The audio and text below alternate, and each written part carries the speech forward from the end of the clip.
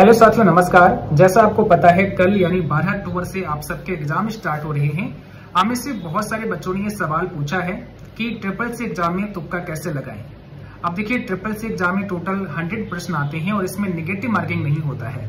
तो जो प्रश्न आपको आता है वो तो आप कर ही लेंगे, बट अगर किसी प्रश्न का जवाब आपको नहीं पता है और क्योंकि इसमें नेगेटिव मार्किंग नहीं होता है तो आपको छोड़ना नहीं है, करके आना है। बट कौन सा ऑप्शन करके आना है, थोड़ा सा इसके बारे में बात करते हैं। तो सबसे पहले हम ट्रू फॉल्स की बात करते हैं। अगर आपके सामने ट्रू फॉल्स वाला प्रश्न है और उसमें आपको नहीं पता है ट्रू करना है कि फॉल्स करना है, तो ये पॉसिबिलिटी ज्यादा होती है ट्रू निकलने की। यानी अगर जो भी प्रश्न आपको नहीं पता है ट्रू फॉल्स वाला, उसमें ट्रू करके आना, फॉल्स होने के चांस बहुत कम होते हैं, अधिकांश ट्रू ही निकलता है। ठीक है, तो ये हो गया कि ट्रू फॉल्स के अंदर अगर नहीं पता है तो ट्रू ही करना है, फॉल्स नहीं करना है।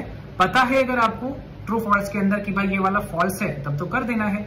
बट अगर नहीं पता है तो आपको ट्रू करना है, क्योंकि आप देखेंगे जैसे 20 क्वेश्चन ले लो ट्रू फॉल्स के, तो उसमें मैक्सिमम क्वेश्चन आपके ट्रू ही निकलते हैं, फॉल्स बहुत कम होते हैं। इसलिए तुक्का लगाना है तो ट्रू में ही लगाइएगा जब ना पता हो तब। अगर 4 ऑप्शन वाले क्वेश्चन है उसमें कोई ऐसा फिक्स तुक्का का कोई हिसाब नहीं है। आपको क्वेश्चन को फिर समझना है थोड़ा सा। जैसे मान लिया पता नहीं है आपको कि कौन सा ठीक होगा, पर क्वेश्चन को पढ़िएगा, उसके बाद ऑप्शन को पढ़िएगा और फिर आप सोचिए कि कौन सा बेहतर हो सकता है अपने अकॉर्डिंग। क्योंकि एग्जाम में आप बैठे होंगे तो आपको ज्यादा बेहतर पता होगा कि इसमें कौन सा ठीक हो सकता है। जो आपको समझ आए फिर उस पर आपको टिक कर देना है। ठीक है, इसमें कोई विशेष ऐसा नहीं है कि इसमें बी लगाना है कि सी लगाना है, जो समझ आए वो करना है। हाँ, अगर आपको नहीं पता है और उसमें 4 ऑप्शन में एक दिया है ऑल ऑफ द अबव का, तो चांसेस होते हैं कि आपका ऑल ऑफ द अबव वाला ठीक होगा। अगर नहीं पता है तो, पता है तब तो कोई बात ही नहीं है।